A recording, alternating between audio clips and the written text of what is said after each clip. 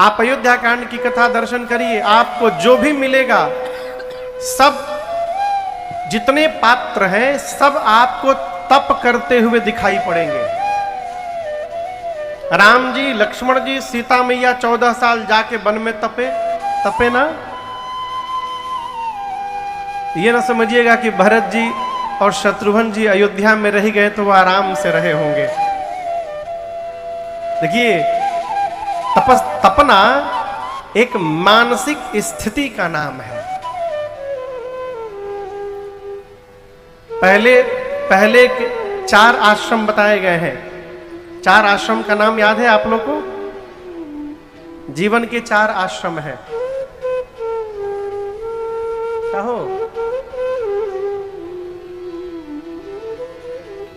कितने आश्रम हैं जीवन के?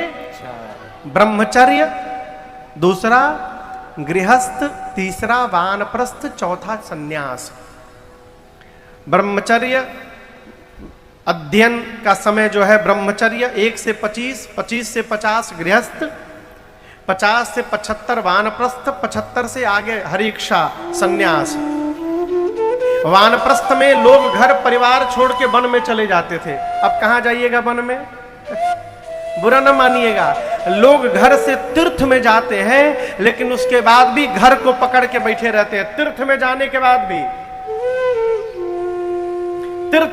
के बाद भी मोबाइल से घर में लगे रहते, कौन आया, वो सामान वहां पहुंचा कि नहीं। अरे जब वहां जाने के बाद भी लगे रहना है तो जाने की क्या आवश्यकता है, घर में रहिए। वानप्रस्थ क्या है? घर में रहते हुए जो वन की तरह जी रहा है वो वानप्रस्थ में जी रहा है वर्तमान समय में। उसी प्रकार तपने के लिए हम यदि कहीं हैं, जहां है तपने का स्वभाव बन गया तो हम कहीं भी तपस्या में लग सकते हैं। अयोध्या कांड तप कांड है। क्यों? तप आधार सब सृष्टि भवानी।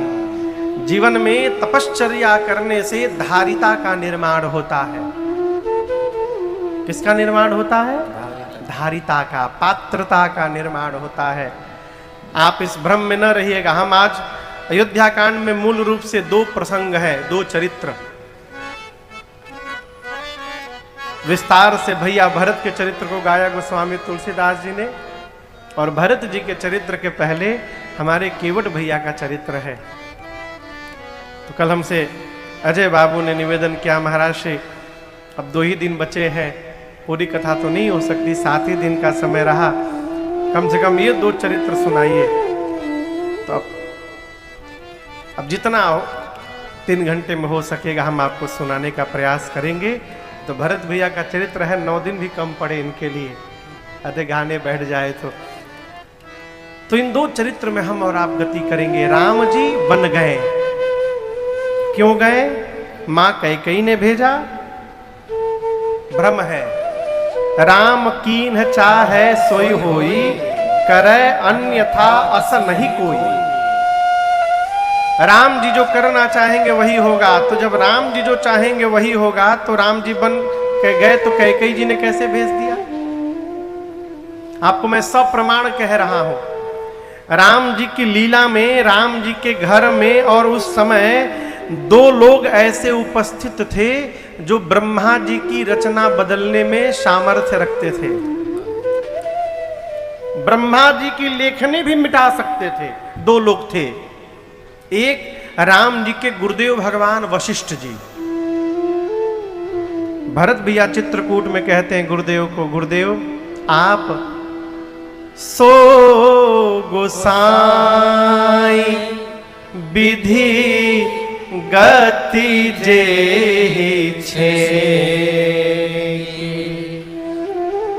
सकई कोटारी टेकी जो टेकी।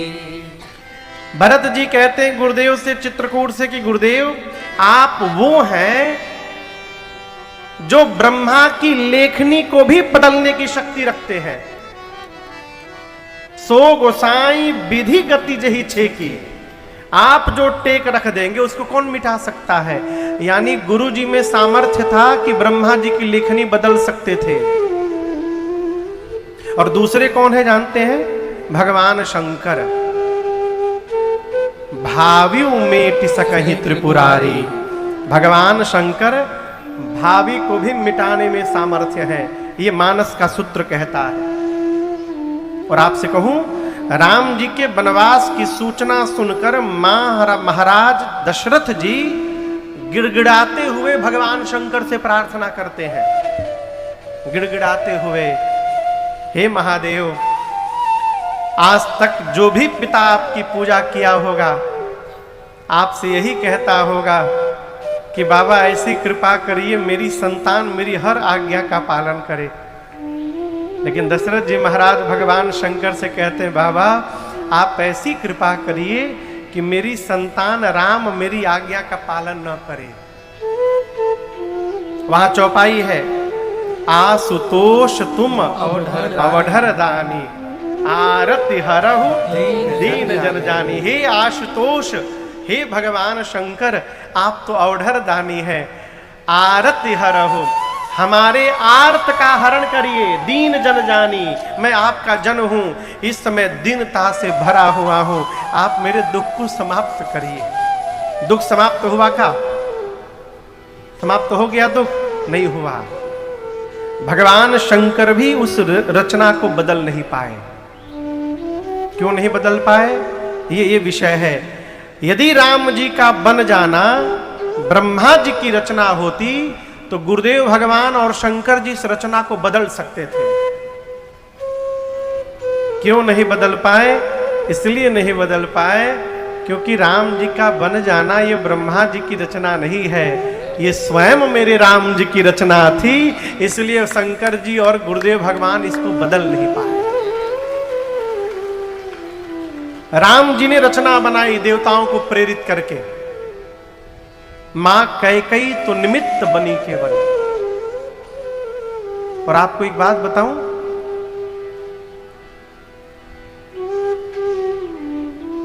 अभी हमारे उत्तर प्रदेश की एक बिटिया जिनका नाम शक्ति दुबे है, उन्होंने यूपीएससी में टॉप किया है।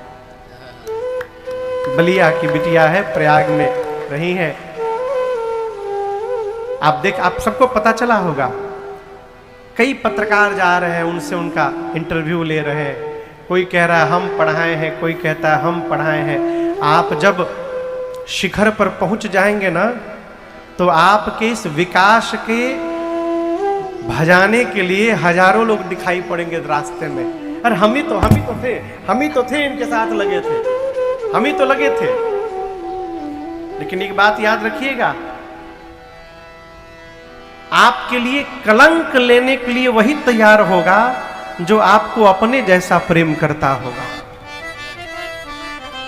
आपके लिए कलंक सब नहीं ले सकते हैं। राम जी के लिए मेरी मां कैकेयी ने जानबूझकर कलंक लिया है। मां ने जब वरदान मांगा महाराज से, 2 वरदान की राम के स्थान पर भरत का तिलक होगा और राम 14 वर्ष के लिए बन जाएंगे। अयोध्या की जो श्रेष्ठ माताएं थीं, ये सभी माताएं, बुजुर्ग माताएं कैकेयी जी को घेर करके बैठ गईं और बोली, कैकेयी आप चाहती हो भरत राजा बन जाए तो कोई बात नहीं, इसमें किसी को आपत्ति नहीं होगा। केवल बात इसमें है कि बर दूसर असमंजस मांगा। आपने जो दूसरा वर मांगा है इसने असमंजस में डाल दिया है। आप महाराज से ये कह दीजिए कि राम वन में नहीं, राम 14 वर्ष गुरु जी के आश्रम में जाके रह जाए, किसी को कष्ट नहीं होगा इसमें। माताएं कैकेयी जी को दृश्य दिखाती हैं। यदि राम वन चले गए तो क्या क्या घटेगा कैकेयी इसको जान लो।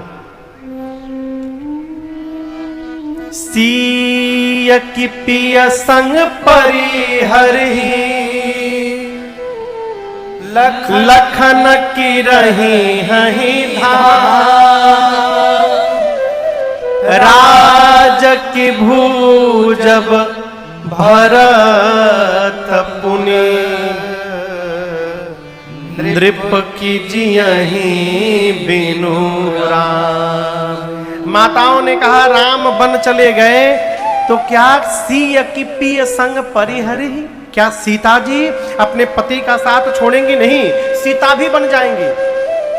लखन की रही है धाम, क्या राम चले जाएंगे और लक्ष्मण अयोध्या में रहेंगे? नहीं, लक्ष्मण भी दौड़ के चले जाएंगे।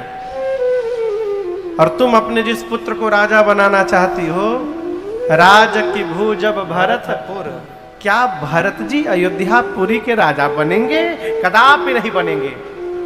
और यदि राम चले गए तो नृप की जियहि बिनु राम, क्या तुम्हारे पति महाराज राम के बिना जीवित रहेंगे? अर्थात ये कैकेयी ये सारी घटनाएं घटेंगी, सीता भी जाएगी, लक्ष्मण भी जाएंगे, तुम्हारा बेटा राजा भी नहीं बनेगा और तुम्हारा सुहाग भी चला जाएगा। ये माताओं ने पहले बता दिया, लेकिन उसके बाद भी मां कठोर बनी रही। क्यों बनी रही? मां जानती हैं मेरा राम यदि बन नहीं गया तो केवल राम रहेगा, और यदि राम बन चला गया तो राम से ऊपर बढ़कर मर्यादा पुरुषोत्तम राम बन जाएगा। इसलिए मां निष्ठुर बनी रही। इसलिए जीवन में भूल कर भी कभी मां कैकेयी को दोष न दीजिएगा। राम जी के लिए जितना बड़ा बलिदान मां ने दिया है, किसी ने नहीं दिया। प्रभु वन की ओर चले, सजीवन साज समाज सब बनिता बंधु समेत, बंद विप्र गुर चरण प्रभु चले करी सबही अचेत। तमसा के तट से अयोध्या वासियों को सोता हुआ छोड़कर भगवान सुमंत जी के साथ रथ पर बैठकर अयोध्या से चले, तमसा के आगे चले और चलते चलते दूसरे दिन श्रृंगवेरपुर में गंगा जी के किनारे पहुंचे भगवान। गंगा जी का तट आया है। इस वर्ष हम लोग श्रृंगवेरपुर में गंगा जी के तट पर राम कथा गाने वाले हैं। सौभाग्य मिला है। 11 अक्टूबर से 19 अक्टूबर तक। प्रयाग से आगे ये श्रृंगवेरपुर बहुत दूर नहीं है। भगवान गंगा जी को उतरकर दंडवत किए हैं।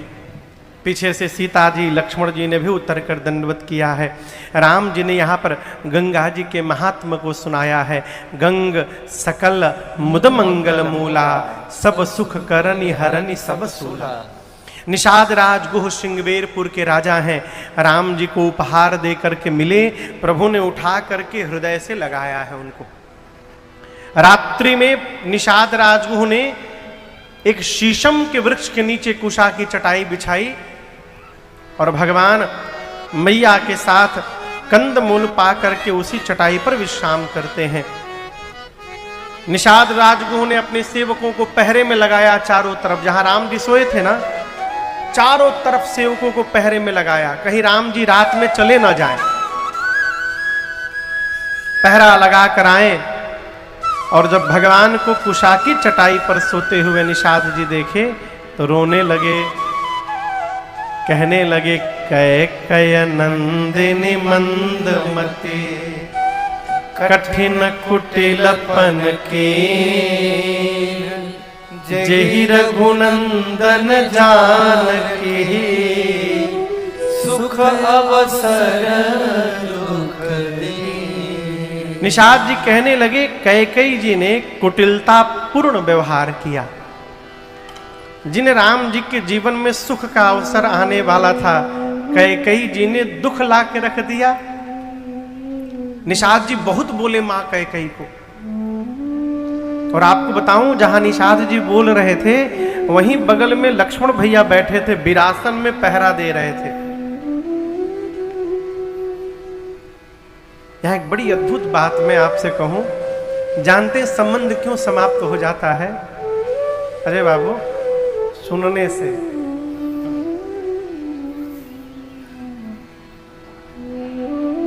गलत बात भी 100 बार सुन ली जाए ना तो सत्य दिखाई देने लगता है।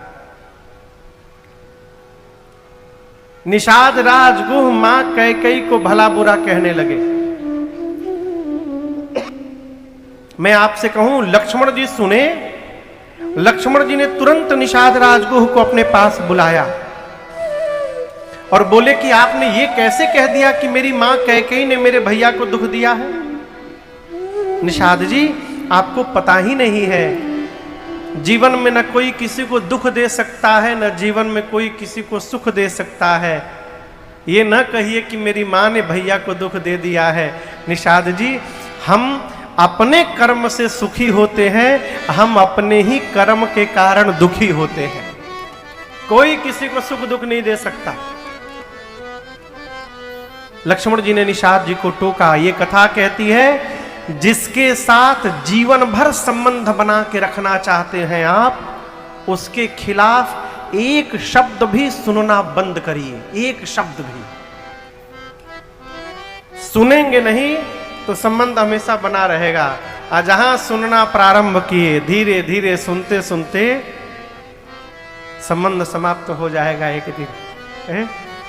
ये कान भरने वाले तो लुकारी लेके घूम रहे हैं। कहां अवसर मिला कि कान में सुना दिए, मंत्र दिए आपको। लक्ष्मण जी कहे, पहली बात तो राम भैया को दुख नहीं है। पहली बात क्यों? जिसको दुख होगा उसको नींद नहीं आएगी। और आप देखिए भैया कितने आनंद में सो रहे हैं, भैया को दुख नहीं है, पहली बात। और आपने कहा मेरी मां ने दुख दिया कैकेयी जी ने।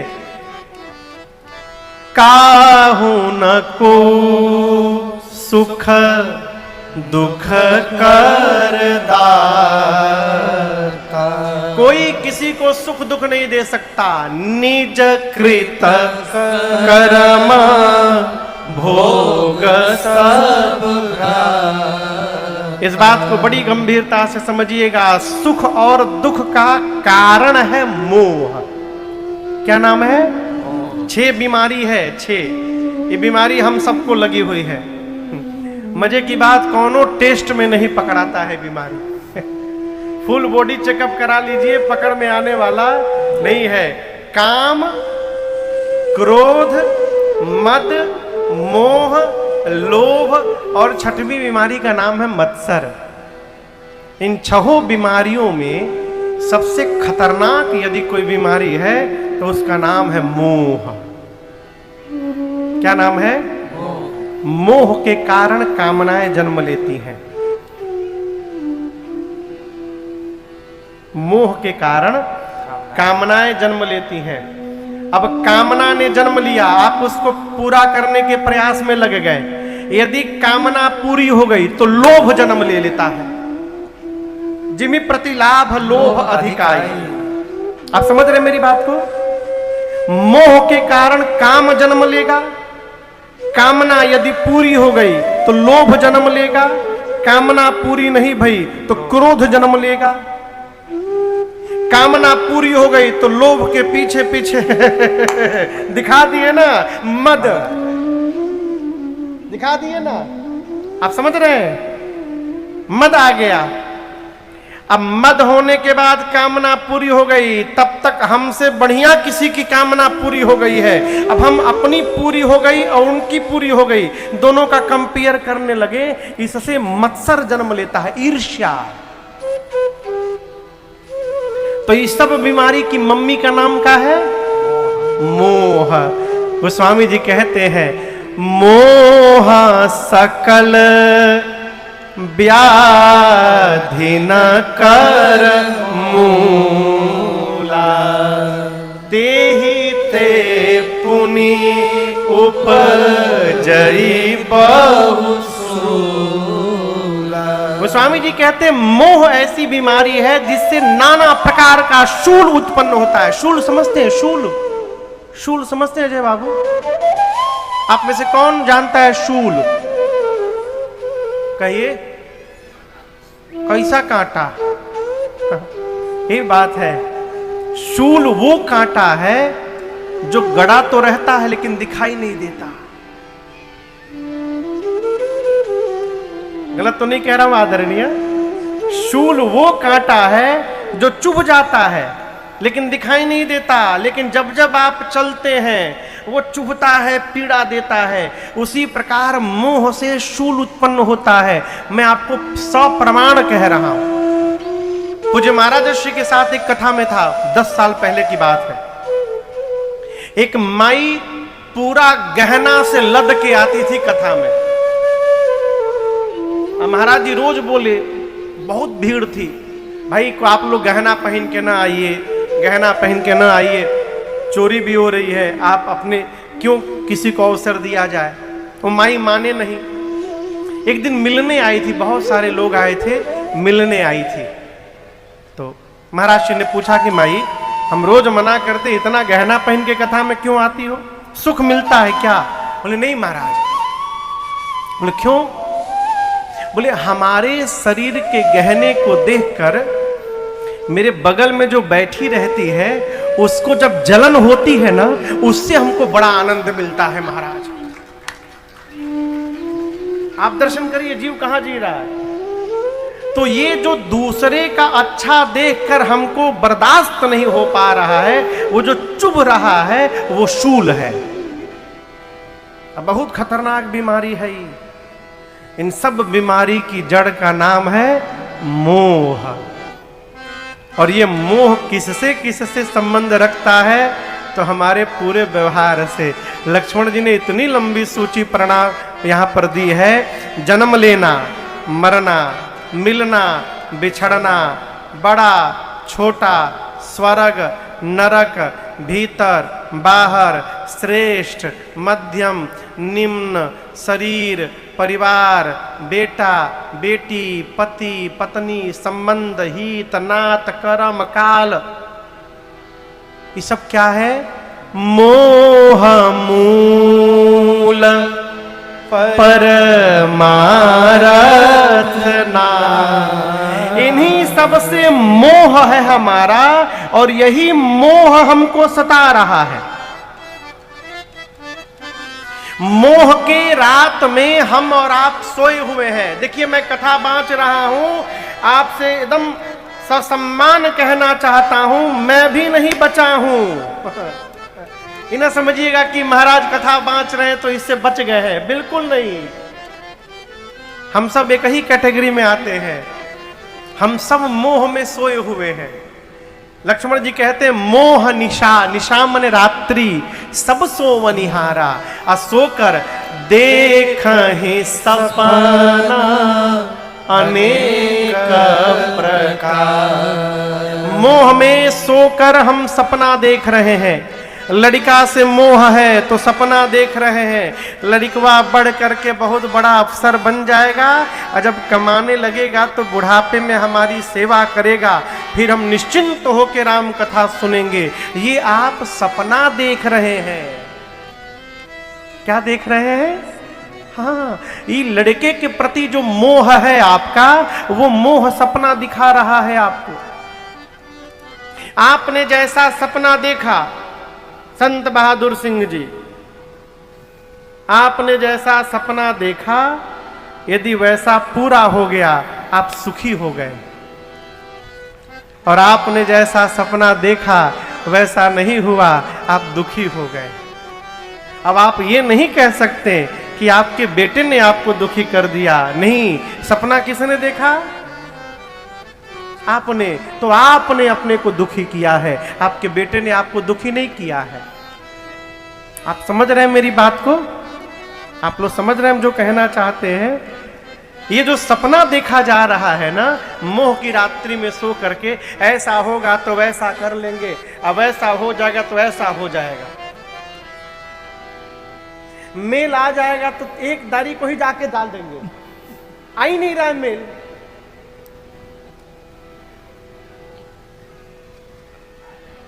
सपना से बाहर निकलिए। अरे मानो तू है मुसाफिर, ये दुनिया है धर्मशाला। मानो तू है मुसाफिर, और ये दुनिया है धर्मशाला। संसार क्या है सपना वो भी अजब निराला। संसार क्या है सपना, वो भी अजब निराला। मानो तू है मुसाफिर, दुनिया है धर्मशाला। मानो तू है दुनिया है धर्मशाला। संसार क्या है सपना, वो भी अजब निराला। संसार क्या है सपना, वो भी अजब निराला। मानो तू है मुसाफिर,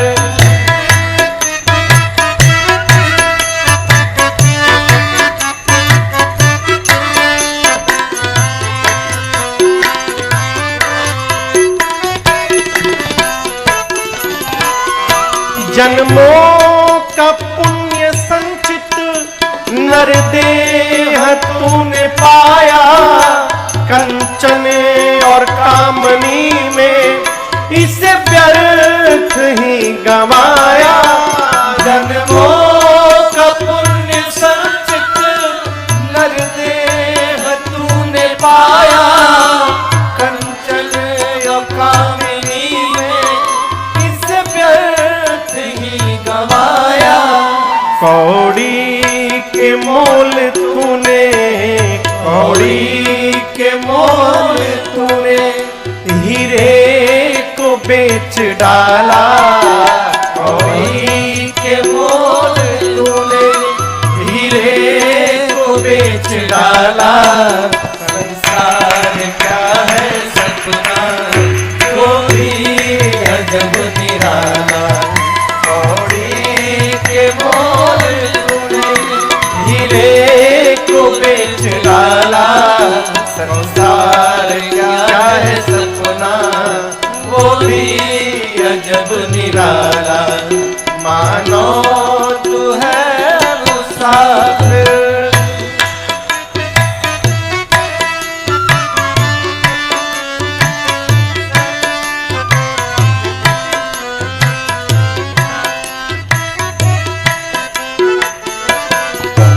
ये रैन है बसेरा, है किराए का ये डेरा। इसमें फंसा है फेरा, ये तेरा है ये मेरा। ये रैन है बसेरा, है किराए का ये डेरा। इसमें फंसा है फेरा, ये तेरा है ये मेरा। शीशे को मान बैठा, शीशे को मान बैठा तू मोतियों की माला। शीशे को मान बैठा तू मोतियों की माला। संसार क्या है सपना, वो भी अजब निराला। शीशे को मान बैठा मोतियों की माला। संसार क्या है सपना, वो भी अजब निराला। मानो तू है मुसाफिर,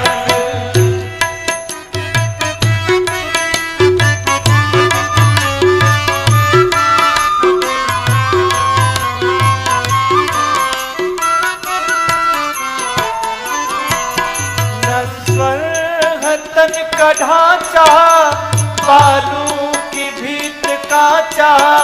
ऋषियों ने परखा जाचा, बस राम नाम साचा। नश्वर है तन का ढांचा बालू की भीत काचा। ऋषियों ने परखा जाचा, बस राम नाम साचा। छक कर तुपी शिकारी, छक कर तुपी शिकारी। सिया राम नाम प्याला, छक कर तुपी शिकारी। सिया राम नाम प्याला। संसार क्या है सपना,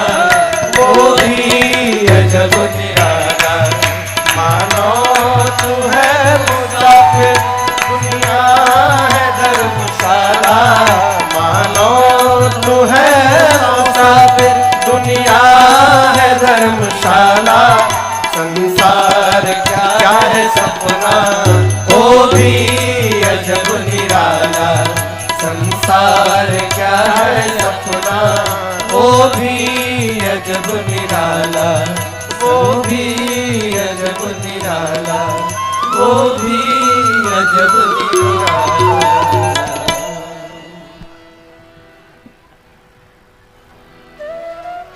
कौड़ी के मोल तूने,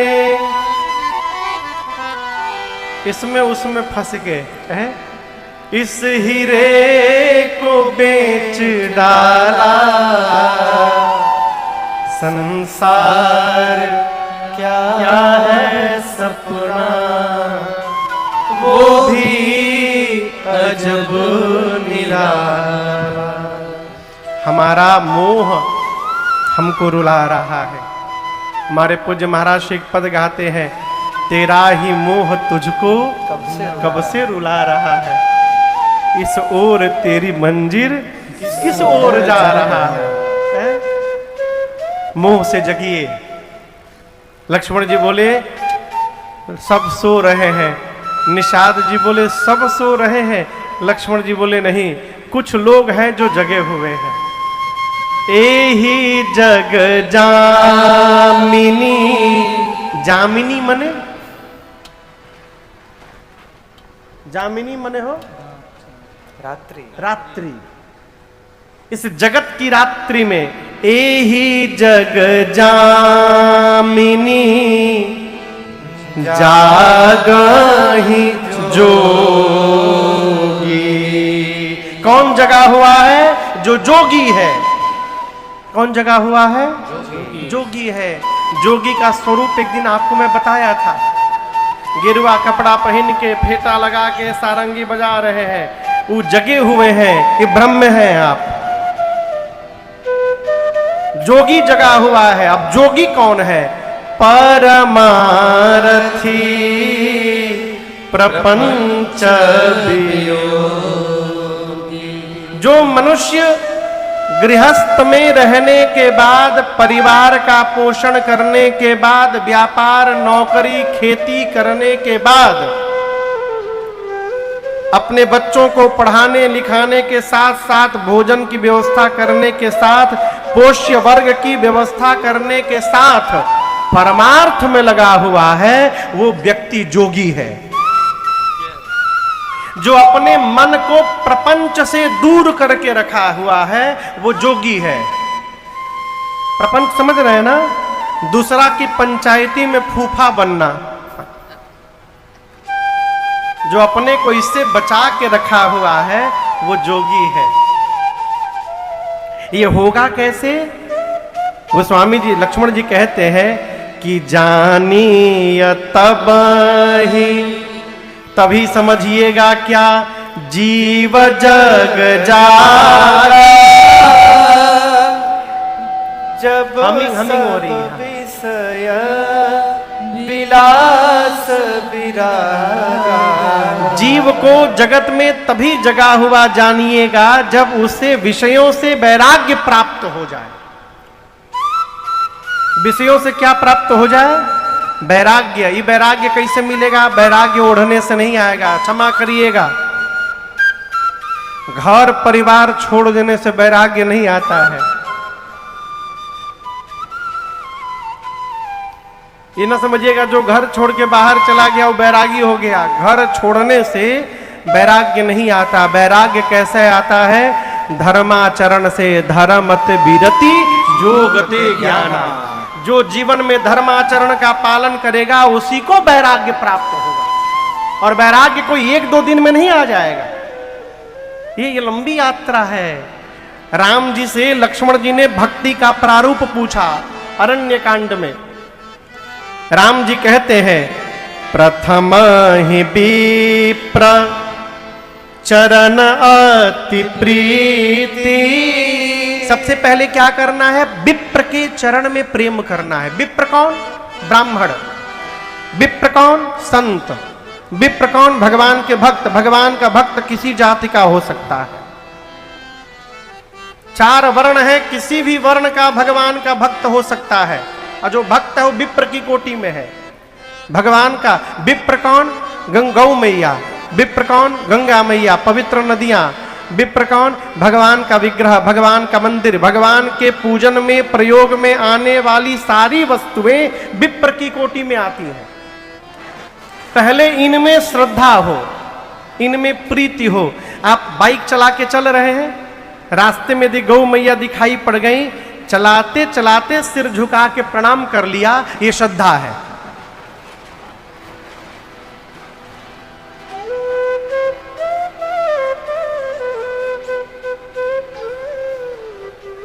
देवता भी प्रसन्न हो गए हैं लग रहा है।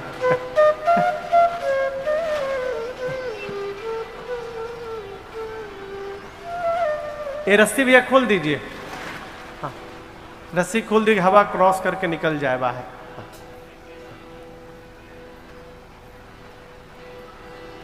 पहले इनमें श्रद्धा हो, प्रथम ही विप्रचरण अति प्रीति, उसके बाद दर्शन करिए। राम जी कहते हैं इतना करने के बाद निज निज धर्म निरति श्रुति रीति, वेद भगवान ने जिसको जो कार्य करने की आज्ञा दी है धर्म पूर्वक अपने कर्तव्य का पालन करे। पहले विप्र में श्रद्धा रखे, अपने कर्तव्य का धर्म पूर्वक पालन करे। राम जी कहते हैं जो मनुष्य ऐसा जीवन जीता है, जीते जीते एहि कर फल पुनि विषय विरागा, ये धर्माचरण का परिणाम है वैराग्य होना। क्या बुझाता बतिया? धर्माचरण एहि कर फल पुनि विषय विरागा, तब मम धर्म उपज अनुरागा, तब जाकर भगवान में अनुराग जागृत होगा। एक ही मन 10 जगह नहीं जा सकत है। उधो गए गोपियों को समझाने के लिए वृंदावन, कहे कहां तुम कान्हा कान्हा कहती हो? अरे ईश्वर अंश जीव अविनाशी एको हम है, ब्रह्म का ध्यान करो, ब्रह्म का। गोपियां कहती हैं अरे उधो मन न भयो 10 बीस, उधो मन न भयो 10 बीस, एक मन रहा सो गया श्याम संग, अब को अवराधे ईश, उधो मन न भयो 10 बीस। गोपियां कहती है एक ही मन था जो कन्हैया लेके चले गए, हमारे पास 10-20 मन नहीं है कि दूसरे मन से ब्रह्म को ध्यान करने लगे। मन जब विषयों से बाहर निकलेगा तब जाकर भगवान में उसकी प्रीति जागृत होगी। लक्ष्मण जी बोले इस प्रकार जो जी रहा है वो इस मोह की रात्रि में जगा हुआ है। और निषाद जी, ये राम जी जीव नहीं है। निषाद जी पूछे कौन है? केवट लक्ष्मण जी कहते हैं राम ब्रह्म पर मारथ रूपा, राम ब्रह्म पर मारथ रूपा, अभिगत अलख अनादि अनुपा, अभिगत अलख अनादि अनुपा, सखा परम पर परमारथ हो, सखा परम पर मारथ हो, मन क्रम बचन राम पद ने हो, मन क्रम बचन राम पद ने हो, मन क्रम बचन राम पद ने हो, मन क्रम बचन राम पद ने हो। लक्ष्मण जी ने कहा राम जी जीव नहीं है, राम जी ब्रह्म है। और राम जी के चरणों में मन से, वचन से, कर्म से प्रेम करना, यही जीवन का असली परमार्थ है। निषाद राजगुह बारंबार भगवान के चरणों में दंडवत प्रणाम करते हैं। प्रातः काल हुआ, राम जी प्रातः क्रिया से निवृत्त होने के पश्चात निषाद राजगुह से बोल करके बरगद के वृक्ष के दूध को मंगवाएं। बरगद के जब पत्ते को तोड़ेंगे ना तो उसे श्वेत तरल पदार्थ निकलता है, वो बटवृक्ष का दूध है। राम जी उसको मंगाए और लक्ष्मण जी के साथ अपने केश में लगाकर प्रभु ने सिर पर जटाओं का मुकुट बना लिया। ये दृश्य देखकर सुमंत जी भावुक हो गए। कहे, प्रभु आपकी पिताश्री ने कहा है कि 4 दिन वन दिखाकर राम को वापस ले आइएगा। राम जी ने कहा, तात धर्म न दूसर सत्य समाना, कहिए मैं सत्य का त्याग कर दूं। सीता मैया ने भी साथ चलने से मना कर दिया और राम जी ने बरबस समझते हैं ना, जबरदस्ती बरियाई से प्रभु ने सुमंत जी को अयोध्या की ओर लौटाया है। और उसके बाद मैया और भैया के साथ राम जी सुरसरी तीर आप तब आए। अब भगवान गंगा जी के किनारे आए हैं, गंगा जी को पार करने के लिए। और यहीं से केवट भैया की कथा प्रारंभ होती है। किसकी कथा प्रारंभ होती है? केवट भैया की। आपको एक बात अच्छा ही कि यहां एक बड़ा अद्भुत विषय है, आपको सुनकर यह आश्चर्य होगा। राम जी ने जब तक रावण का अंत नहीं कर दिया तब तक भगवान ने इस बात की कभी घोषणा नहीं की और ना ही इस बात को कभी उजागर होने दिया कि मैं भगवान हूं। मानव से इतर भगवान ने कोई व्यवहार नहीं किया अपने जीवन में। यही कन्हैया और राम जी का अंतर है। कन्हैया अवतार लेने के बाद ही लीला शुरू कर दिए। अकासुर, बकासुर, घकासुर, जितने असुर थे भगवान ने सबको मारा, किसी को उड़ा के मारा, किसी के भीतरी घुस के मारा। लेकिन राम जी ने ऐसा कोई काम नहीं किया। केवल एक को बताया राम जी ने कि मैं भगवान हूं। किसको बताया था? कहिए कहिए। अपनी मां कौशल्या को राम जी ने 2 बार विराट रूप का दर्शन कराया। इसके बाद भगवान ने किसी से नहीं कहा। आपको बताऊं, मिथिला में जब राम जी गए और जनक जी महाराज ने जब राम जी का परिचय पूछा है विश्वामित्र जी से, तो वहां पर विश्वामित्र जी ने कहा था, जनक जी महाराज, ए प्रिय सबहि जहां लगी प्राणी, मन मुस्काहि राम सुनि बानी। विश्वामित्र जी बोले जनक जी से कि महाराज, संसार में जितने जीव हैं सब इनको प्रेम करते हैं। राम जी तुरंत मुस्कुराए, गुरु जी को देखे, बोले गुरु जी मेरा पोल न खोलिए, मैं गुप्त रूप में अवतार लिया हूं। तब गुरु जी ने छिपाया, कहा रघुकुल मणि दशरथ के जाए, मम हित लागी नरेश पठाए। राम जी अपने रूप को छिपा के रखे। आप समझ रहे हैं ना मेरी बात को? अब मेरा एक प्रश्न है, जिस बात को बाबूजी छिपा के रखें, लड़का को उस बात को किसी को बताना चाहिए? नहीं। कहिए। राम जी अपने स्वरूप को छिपा करके रखे हैं।